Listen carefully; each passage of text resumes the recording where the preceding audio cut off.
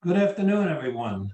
Welcome to today's webinar, Recruiting for Business Outcomes, Successful Hiring and Retention of Essential Staff. Today's webinar is brought to you by the SCORE Hudson Valley and Greater New York chapters, which include Dutchess, Long Island, Orange, Putnam, Queens, Rockland, Staten Island, Ulster, and Westchester. Next slide.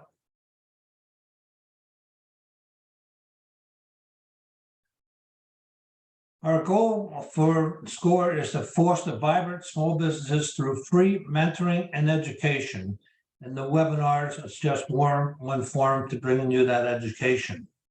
We serve our small business communities by providing confidential business mentoring, webinars and workshops, extensive online educational resources, from startups to established businesses. Volunteer business mentors with wide-ranging industry experiences and areas of expertise to draw on, over 10,000 on a national basis. Next slide, please. In front of you is a list of all today's participating chapters. To reach out to them, the phone numbers or emails are provided. Next slide. Just some housekeeping notes. Everyone will be muted during the presentation. As we go through the presentation, the chat box is not, has been shut off. Please enter any questions into the Q&A box. Again, chat function is not functional. Please use the Q&A to input your questions. At the end of the presentation, we'll look to answer as many questions as possible and to review those questions that were asked and other responses. Next slide. The takeaways from today's presentation will be the following: how to frame the recruiting process, the need to develop an employer brand around your company values, what you need in place before you start hiring, best practices for recruiting, and retention basics. Next slide, please. Next. Today's presenter is Allison Madison, president and owner of Madison Approach Staffing, Inc., is a second-generation recruiter and entrepreneur, beginning her career in 1996 at the staffing company founded by her mother. In 2006, she bought her mother's company and later acquired two other staffing firms. Madison Approach Staffing provides workforce solutions to companies ranging from 5 to 5,000 employees, offering staffing, training, and HR consultation. They are the go-to workforce solution for organizations throughout the tri-state area to grow, innovate, and remain flexible in today's rapidly changing workplace. Allison is a member of the board of directors of both the New York State and Westchester Putnam Workforce Development Boards. Allison is a member of the board of directors for the Business Council Education Foundation and is the chair of the BCW HR Council and co-chair of the Workforce Readiness Committee of the Board of Directors of the Westchester Human Resources Management Association. Allison earned her BA in secondary education from Villanova University and a certificate in HR transformation from Cornell. Without any further ado, I want to welcome Allison and turn the program over to her. Thank you, Bill, and thank you for asking me to present today. I hope the session is informative and helpful to all the folks watching. Wish I could see your faces, but thus is the nature of Zoom. I am, as Bill mentioned, I am a lifetime recruiter, and I am certainly, my contact information will be available at the end of the presentation. So if anyone has questions that I don't get a chance to address at the end, please feel free to reach out to me. So today, I'm presenting on recruiting for business outcomes. it is essential for businesses to lay that foundation for successful hiring and retention of staff in order to grow your organization. The areas that we're trying to cover today is really framing the conversation as far as what the workforce looks like currently, developing that employer brand, and what you need in place before you start hiring, as well as best practices for recruiting and retention basics. As far as framing the conversation, I think it's important to understand, what the workforce looks like currently and understand the difference between a low unemployment versus low workforce participation. Unemployment is really, by definition, are people that are looking for work but can't find a job. That is what unemployment figures look at. Workforce participation is the percent of eligible workforce age people who are actually working and in the workforce. So just preceding the pandemic in 2019, our labor participation rate was actually at an all-time high. More people were in the workforce then, really had been in a very, very long time, in years. So in February of 2020, just before the pandemic, the US unemployment rate was 3.5% and about 3.9% in New York. And the labor force participation rate was 63.4%, which is about 164, almost 65 million people. As of February of this year, the US unemployment rate was just marginally higher than it was pre-pandemic, but at 4.2% in New York. So, but the labor force participation rate is about 1 percentage point less. So that equals to about 1 million people who are not in the workforce. So the unemployment rate, since it is marginally higher, there should theoretically be more people available for work. But we all know that that's not real. That's not the reality, because there are 1 million fewer people participating in the workforce than were before the pandemic. So how does that make any sense, right?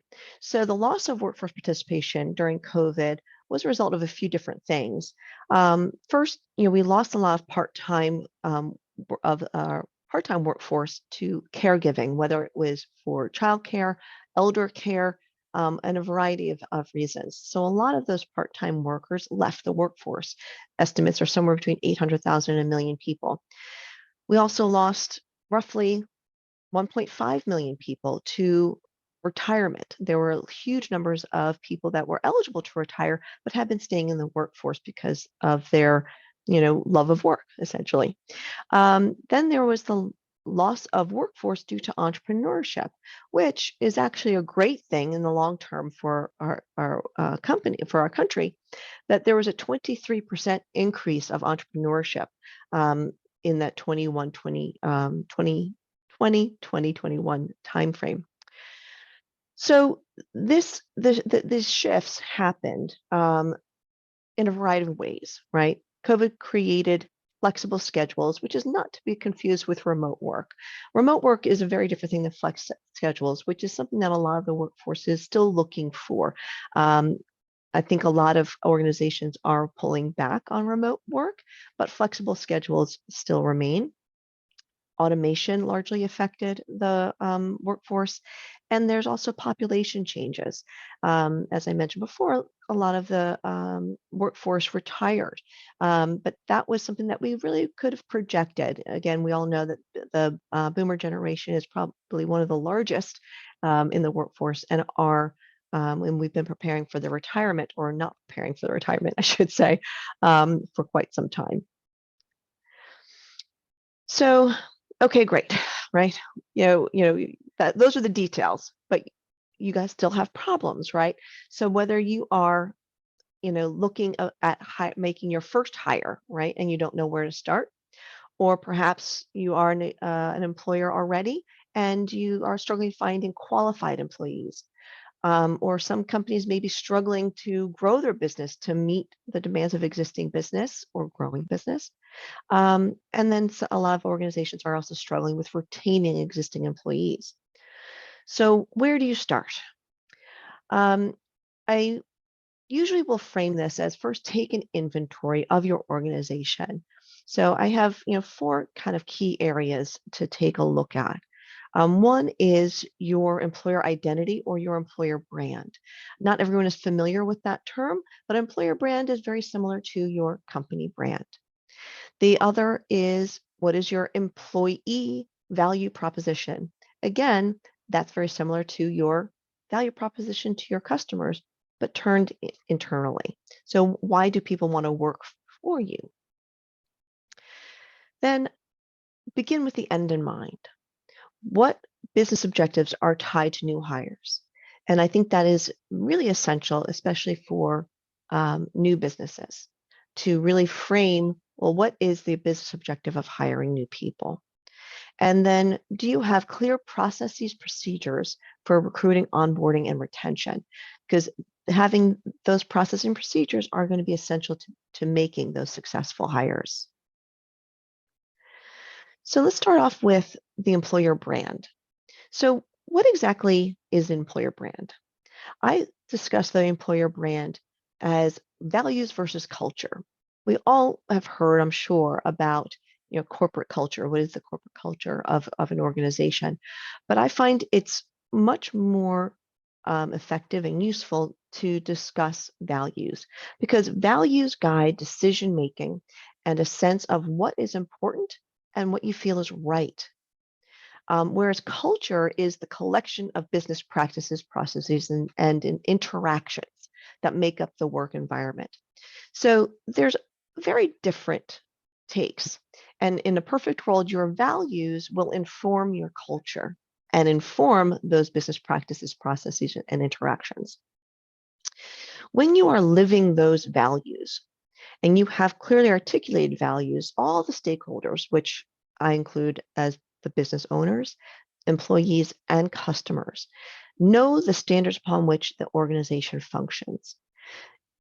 Having a sense of what you truly value as an organization really will help guide your organization in setting up all of those processes. And I do believe in the laws of attraction by essentially self-selection, right? Or in some cases, deselection. People and organizations, people will be drawn to organizations with whom they have a shared value system. That is really essential to that sense of the law of attraction. Very frequently, people will speak of things like family values. Oh, we value family. However, when people ask for time off to care for family, they're less willing to give that time. So it's maybe perhaps not necessarily the core value to your organization. Maybe it's more dedication to work. I probably fall into that category, which is, that dedication piece. Then, but why does all of this matter? Your employees should be the apostles of your company, right? When they go to the family barbecue or walking out in the world, they should be able to speak about the values of your organization, the wonderful things that you offer the world and your customers, and they should be enthusiastic about working for you.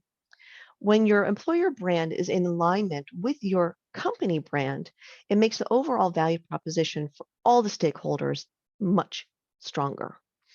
That misalignment on values and culture are actually reasons 2 through 4, and that'll make more sense, of why actually employees quit or leave your organization. What do I mean by that? So when you look at, some Pew and McKinsey research, right? Generally speaking, right, the number one reason why people leave an organization is wages, right? However, almost all of the other reasons have to do with the employer value proposition. So if you look at McKinsey, the graph at the bottom, right, their number one is actually lack of career development and advancement. Then their two is inadequate total compensation. But then after that is uncaring and uninspiring leaders, as well as lack of meaningful work. So that's pretty impactful. So while oftentimes with small businesses feel as though we can't kind of compete with large organizations on the salary, but oftentimes it's those other pieces that really make or break your attraction and retention, right? And again, if you look at the other chart from Pew on the left, the second, or actually it's tied, if you look, the net, they're they have pay was too low as number one, but really it's actually the net is tied with no opportunities for advancement, right? So having those sorts of ideas, those value propositions for your employees are really essential. It doesn't always come down to money and wages. So what do I mean by the employee value proposition? How do you create that, right? So again, compensation analysis is going to be essential, right? The responsibilities of the job really need to be in alignment with wages, right? But bear in mind that you are competing for talent, right, with other companies, right? You are competing with people in your sector, with somebody down the street, right? And a variety of things. So understanding that your compensation needs to be competitive is important. So being able to do that compensation analysis about what the environment is, both in your sector as well as in your geographic, is important to be aware of. Values and culture in action. So this is where your values are important, right? So again, crafting benefits and compensation should be in alignment with, first and foremost, your business outcomes, as well as your values and your culture. So for example, commissions and bonuses really should drive business outcomes, right? And they should be an incentive for driving those business outcomes. Um, Benefits should reflect your values. So for example, going back to, if your core value is supporting families, then perhaps you think about adding subsidized childcare as one of your company values, or perhaps you add training opportunities, right? Depending on what your core values are as an organization. But going back to the prior slide, clearly defining growth opportunities are really essential to also retention. Creating tailored benefits for various segments of your workforce and employees. So for example, perhaps single and people that are starting out in their career have very different priorities and interests and things that they value compared to, say, someone who is a working parent or someone at the end of their career, right? So those sorts of tailoring and kind of having that a la carte sort of benefit is really helpful in creating those benefit packages. So I try to say, where your employee value proposition lives is in that intersection between what your company wants and what your employees want, because you're not going to meet everybody's wish list, right? And they're not going to meet your entire wish list, right? So, but it's where there's that intersection. That's kind of that sweet spot of finding what your most important values and value proposition is to prospective employees. And as far as finding out what, maybe you're shooting in the dark and you have no idea. It's very simple. Ask your employees. They will very clearly tell you what is important to them. And that's really a great place to start, is having that conversation with people to say, what does interest you? Is it cash in your pocket, or is it, time off? Which is more important to you? Oops. So let me go back. Sorry about that. So, oops, and there we go. Setting the stage for successful hires. I would argue that having good job descriptions are essential for a multitude of reasons. And really, you cannot start hiring until you really have solid job descriptions for the positions that you're trying to hire for. So I say begin with the end in mind, right? So every new hire and employee should be hired for only one of three reasons. It's to make money, save money, or to impact that bottom line. So all of your job descriptions should clearly articulate those business objectives, right? If you do not have a job description that clearly links the job description with those jobs with the business objective, then you got to start over, right? It's really essential that you have the job descriptions tied to those business impacts and objectives. And job descriptions are essential tools for both recruiting and for management, right? In order to effectively identify candidates for your role, you have to know what you need. And the job description is really the key tool that you use. It's also essential in management. Without having a job description and standards to compare people to see if they're meeting or not, or exceeding those standards, there's no benchmark that you're able to set without a really effective job description. Then business outcomes versus tasks. Again, starting with that, beginning with the end in mind, right? Job tasks follow from those desired business outcomes, and it helps you to create those measurable KPIs or those key performance indexes, right? Or so those sorts of things are really important. And employees are actually much more engaged when they understand the part that they play and the value that they bring to that organization. When they have very clearly defined roles and responsibilities and they know the standard that they are being expected to meet, everyone is much more successful. So now on to recruiting. So recruiting basics. And as I said, sadly, there is no secret sauce.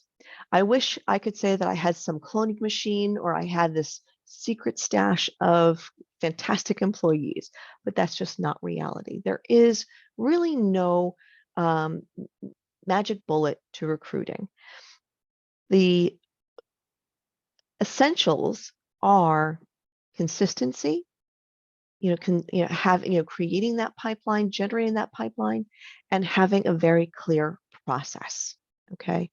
So as far as sourcing candidates, or in marketing parlance, channels, right? There's a lot of channels that you can use to source candidates. There are job boards, right? They can be very simple and fast, and it is a great marketing tool to attract potential candidates. However, you do have to know that there are times where you might get so many resumes that it's very hard to get through those and effectively and efficiently. Social media is also very effective if you have a good following of people, right? And that's where your branding comes in, right? So again, if your existing employees are really great representatives and out there like being your cheerleaders, that's a fantastic use is through social media and having your current employees share those job postings. Networking, like the same way you network for your sales of your organization and your business, using networking for recruiting is also very useful. However, it does require a long-term commitment and it's relationship nurturing, the same way networking for your sales is the same way. So it's not for that fast hire, same way networking is not for a fast sale, right? And then there's also community resources. So like nonprofits who help people get return to workforce. Schools are great, but again, these are most effective with developing those relationships. So as far as the candidate sourcing, there's a multitude of sources and channels to source candidates. However, most of them require either relationships and utilizing those relationships, or having a very clear process if you're using those job boards. as far as once you have started that recruiting process, it is really important to have clearly communicated process. So with that first contact with candidates, setting a timeline, clearly defining your action items, saying, so for example, when I first reach out to a candidate, if they've applied to a job, I will say, thank you for your resume. These are the things that we will be doing. I'm going to be sending you initial application. We are going to schedule an initial interview. We are going to be doing this, and then the follow up is that, right? So in that first contact, I explain to them the timeline, the expectations, right? And then I follow through and I follow up. A lot of folks are, feel that that term going around, that ghosting, right? Ghosting goes two ways, right? So a lot of folks are frustrated with candidates who don't follow up, don't do their follow up with their interviewing or respond to emails. I find that the more clear you are in your process with your expectations, they go, oh, okay, so now I know what to expect. And so, follow through on your plan is just as important. And my little extra line down there is using your process as a screening tool. I find I use my process as a way of seeing how that person is responsive, right? Do they respond to that email in a day, in 5 days, in a week, right? Do they schedule that appointment right away? Does it take them a long time? Do they communicate back with me, right? And explain, oh, well, I'm not available for an interview for the next week because of X, Y, and Z. Can we do such and such, right? So using your screening process as a way of identifying the attributes that you need in a candidate, right? So then having a successful hire doesn't stop with hiring them, right? Because the success or failure of a new hire is actually really determined in the first 30 days. Most new hires will say they knew within the first month or two that they were going to quit. And that's really because first impressions matter, right? When you have a great onboarding process that makes a person feel welcome, helps them acclimate to your organization, provides them the support for success, they are going to be successful. Throwing someone like to the wolves and going, yeah, there's your desk and off you go, is really setting someone up for failure and is not going to sit well with most employees. So I have a kind of a very broad new hire checklist, right? So before the first day, right? Obviously providing that person with all of those mandatory documentation, right? The W-4s, the I-9s, all the direct deposit sorts of things. And I would say, provide those things in advance. There's no need to have them spend time doing that documentation on their first day.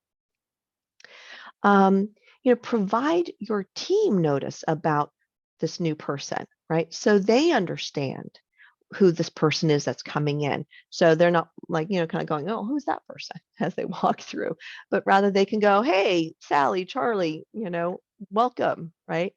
And be sure that before they start that all of their systems, their software programs, their computer, whatever things that they need are all set up and ready to go. On the first day, I happen to like end of week, like Fridays or Thursdays, because it's kind of like a soft landing, right? Most folks, Mondays are kind of chaotic. They can be, a little unwieldy for folks. And as being responsible for onboarding them may become overwhelmed or not have the time to spend and dedicate to that person that you might like on a Monday, right? So I like end of week starts, but that might not be practical for every organization. So, but I providing someone with that welcome package and a tour of the organization doing those introductions, making sure they meet their, their leadership, their management, the team leaders, and that everyone takes time to make them welcome and explain their roles and their responsibilities and how they can assist them, right? Within the first week, I generally suggest introducing and setting them up with two different types of people, right? A mentor is more a senior leadership, a supervisor, someone to provide guidance, but also a peer leader, someone who is maybe in their role who has a little different dynamic than a supervisor, right? That peer is someone who can, show them the ins and outs, and has a different type of relationship where a senior person can somewhat be more intimidating, right? If you're struggling with, catching on to something, you might be more inclined to go to your peer than to your supervisor. And absolutely always have end of week check-ins, kind of taking that pulse to see how things are going. And that should continue for the first 3 months. Develop at regular check-in schedule, right? And carve out that time, right? With both that individual as well as with their supervisors, right? And those team meetings to make sure that it's all working so you can address any issues in advance before they become to the point where they're walking out the door.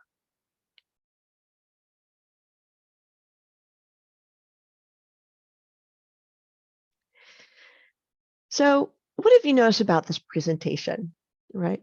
I am a recruiter and I would love to be able to find everybody that perfect hire, and I'm pretty good at it. However, I could find every company the perfect person, but if all of the other things are not in place, it's not going to be a successful hire, right? So that's why I've said, having the employer brand, knowing yourself, knowing your organization, having clear job descriptions that clearly define the roles and responsibilities, the expectations, right? Having a really great value proposition to your employees, making sure that it is a symbiotic relationship, right? That you as the employer obviously need to get a good value out of your employee, but they have to feel as though they're valued. And having those effective onboarding process, because again, perfect person, if they don't have the things that they need to be successful from day one, they're not going to be successful for your organization. So again, this life cycle, right, of attraction, recruitment, onboarding, development leads to retention, right?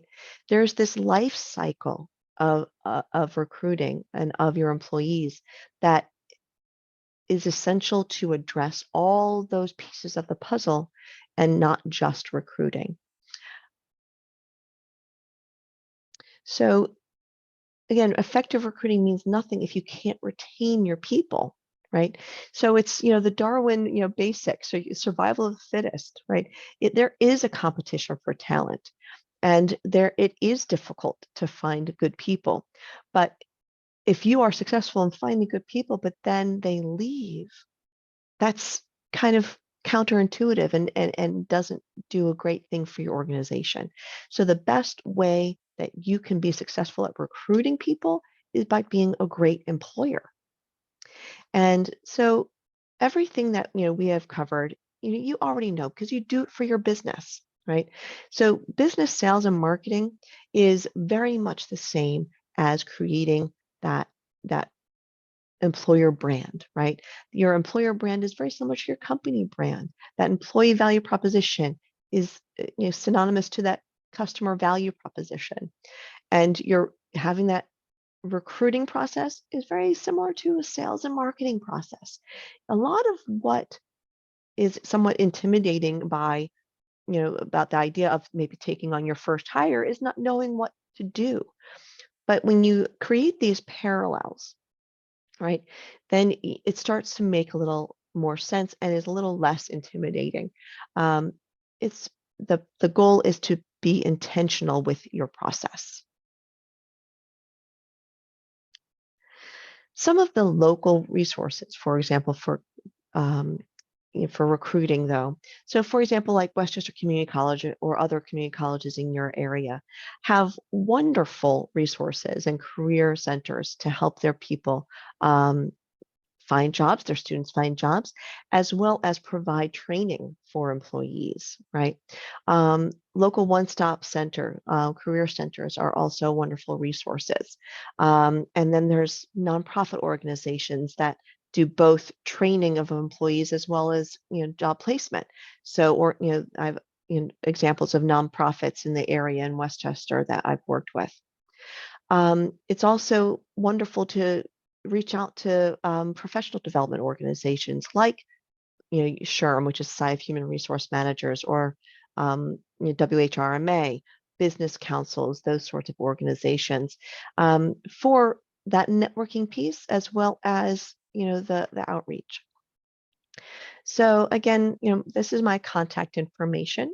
Feel free. I know I see we have some questions posted here, but I am certainly open to having you folks reach out to me if you have any questions that we don't get to. Oops. Allison, thank you very much for valuable and insightful information. And as you noted, we do have a few questions, so I'll read those off to you. Great. What is the U.S. unemployment percentage and labor force participation percentage based on? So there are two things. One, the Department of Labor actually does a lot of that research. So unemployment is done basically by survey, household survey. So they will say, how many people are in your household, how many of them are working, how many are looking for work. So for example, if there's an adult person in the household that is not looking for work, they do not apply to the unemployment figure because they're not actively looking for work. Unemployment is really the figure that the DOL looks at for people who are, like I said, actively looking for work but cannot find it. Whereas workforce participation rate is of people that are in working age, right? That are, say, I believe the cutoff is age 16 is where they start. So people who are adults that are eligible and capable of working, what percentage of those people are actually in the workforce and currently employed? So, of the 300 something million people in the United States, there's only a certain portion of those that are able to work, that are adults, of employment age. So the workforce participation is what percentage of those people are actually working. Okay, the next is actually a compliment to you. That was very nice of you to do this presentation, and said thank you. You're very welcome. It's my pleasure. Next, what is an efficient way to connect with HR personnel? Is there a good way to meet HR in person, such as conferences, networking events, etc.? Sure. So when you say HR personnel, so I'm not sure if you're looking for to hire an HR person. If that's the case, then yes, there are lots of HR groups like the local chapter of your SHRM. If you're speaking of general resources, like staffing companies and that sort of thing, there are organizations like New York Staffing Association that's a great resource to put you in touch with recruiters. But there are different organizations and associations for both staffing as well as human resources. So I'm not sure if that answers the question. So you're welcome to do a follow-up. Next, what would be the advantage of the employee as the employer supports a system of occupying mentor? Not quite sure what occupying mentor is. Okay, so what is the benefit to the employee for a mentor? I'll So reread it to you. yeah. What would be the advantage Mhm. of the employee as the employer supports a system of occupying mentor? Okay. So there's the benefits of mentorship. So whether you are the mentor or the mentee, right? So for most people don't really necessarily think of their supervisors as mentors. I would suggest that that is something that is kind of like a paradigm shift, and that they should be more mentor or coach, as opposed to simply the enforcer, right? Because very often, and especially when you have a new hire, right? Sometimes it doesn't have to be their direct supervisor. It can be someone, laterally or that they engage with, or a couple of steps removed. The idea of a mentor is that they are able to, and it's especially, like I said, useful for people who are new to the workforce or new to the sector, is that they can provide insight and guidance. And when people feel supported in an organization, that they're not kind of floundering and on their own, they that helps with retention. The benefit to the mentor, I would argue, is a lot of kind of new blood oftentimes gives a lot of great ideas. They come at things at a very different perspective than say someone who's spent 10, 15, 20 years in the same industry or something. So they do get a benefit back. But it's definitely advantageous to the organization on both sides. Next, is it advisable to have a half-day orientation so the new hire can turn in their paperwork, Q&A, receive their employee ID badges, etc.? Absolutely. I mean, whatever is most effective for your business. Again, so there, every organization is very different. A law firm is going to be very different than, say, a restaurant, right? As far as what their onboarding practices are going to be. So, absolutely, there are certain folks who maybe can't do their paperwork, before they walk in, right? Because they can't print or they don't have access to computer or that sort of thing. So absolutely having a half day orientation program where they complete their paperwork, they sit with HR and enroll in their benefits, they get to meet staff. That's absolutely a great idea doing, like a plan. But the most important piece of that is having a plan, right?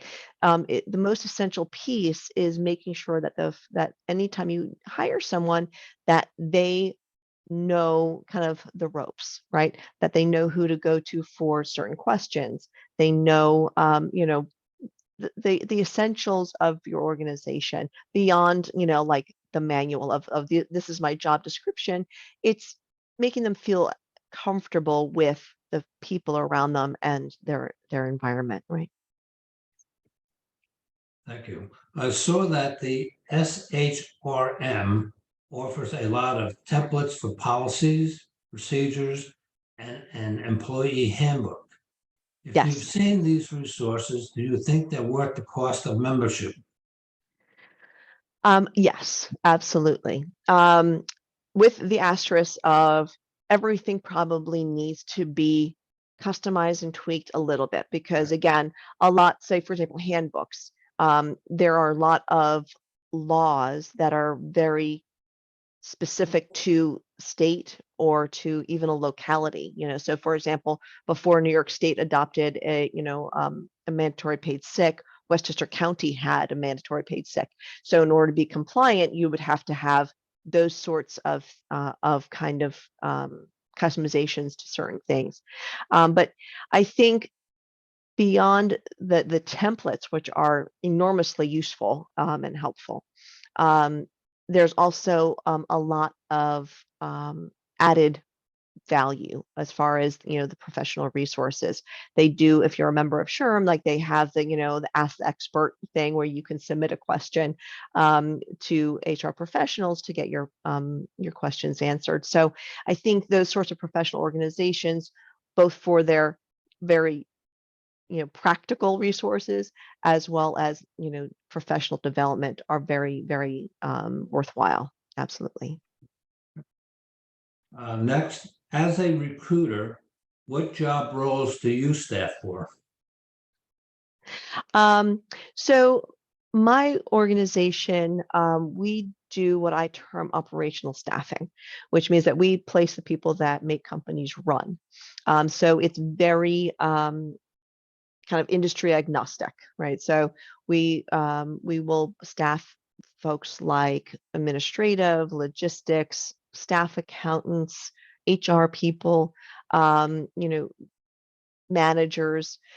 So it's as opposed to there are staffing agencies also that um, are kind of, if you will, niche where they do like very high tech IT or their engineering or nursing or depending on the sector, right? That are very specific to a discipline. So for every staffing agency that is out there, they do their individual piece. But as I said, my company just generally does, as I said, operational staffing, and we do. And again, as a caveat too to that question, staffing there's a difference between staffing and say perm placement services. Staffing companies like my company, we do kind of full spectrum. We'll do temporary, temp to hire, and direct hire placements. The difference being that with temporary, they're actually on my payroll, before, as opposed to the company pay, your company, our client's company payroll. The advantage of that is that we use staffing companies will help companies with like variable workflow, so busy seasons, projects, um, those sorts of things. Whereas direct hire, they'll do all the screening for you, but then they go directly onto your payroll. Thank you. Uh, Next question. With all the recent news on gender identity, you are not supposed to refer to individual as he or she, but they. As a small business doing hiring, where can I find recommended new practices, policies a small business should follow in the hiring process? Okay. So yes, I mean, sensitivity is important, and I don't think that it's necessarily that you have to refer to everyone as they, but people will self-identify and give guidance as to what pronouns they prefer, or what how they want to be addressed. Um, so as far as resources, again, professional resources like SHRM, or like the local chapter, like I'm actually on the board for the local chapter of SHRM, which is WHRMA. So very frequently they have like webinars such as this. There's also articles and those sorts of things. Um, I would just generally say, as far as that goes, just being human and sensitive, and being authentic to people's needs. I understand people are very concerned about being offensive and not wanting to do so.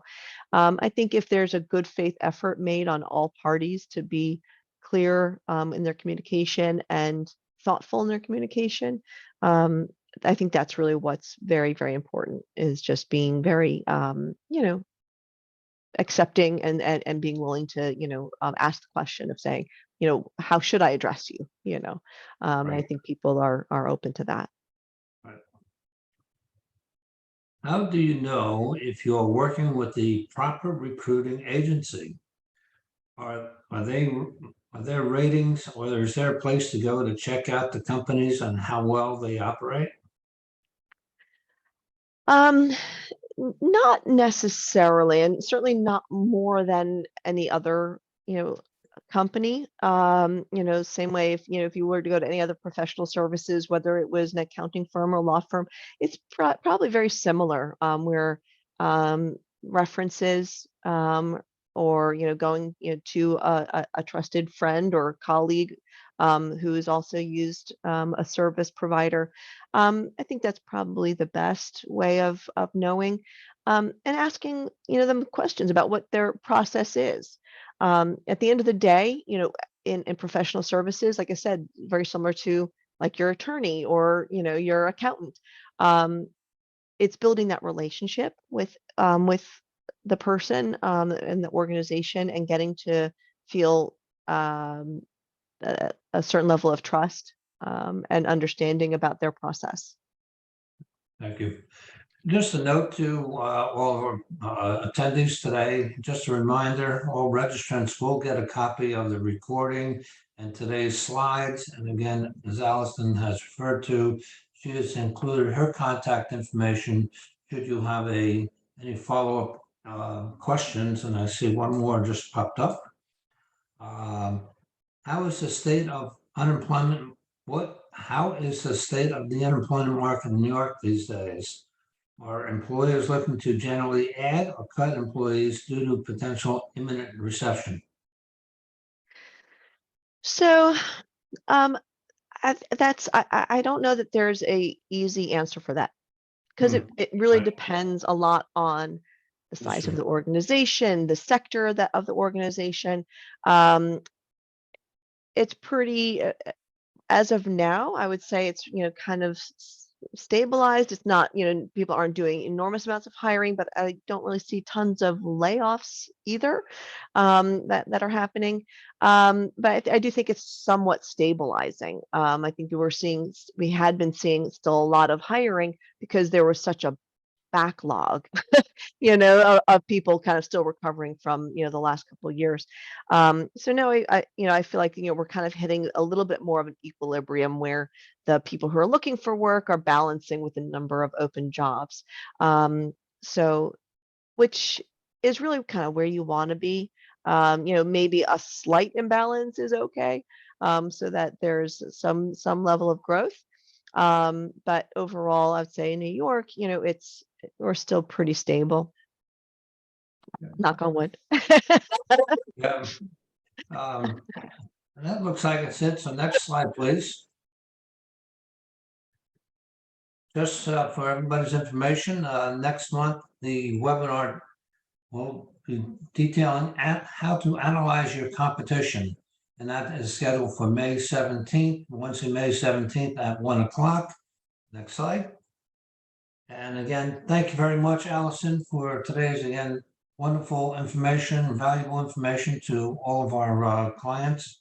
And all of you, thank you for joining us today. Have a great day. Thank you.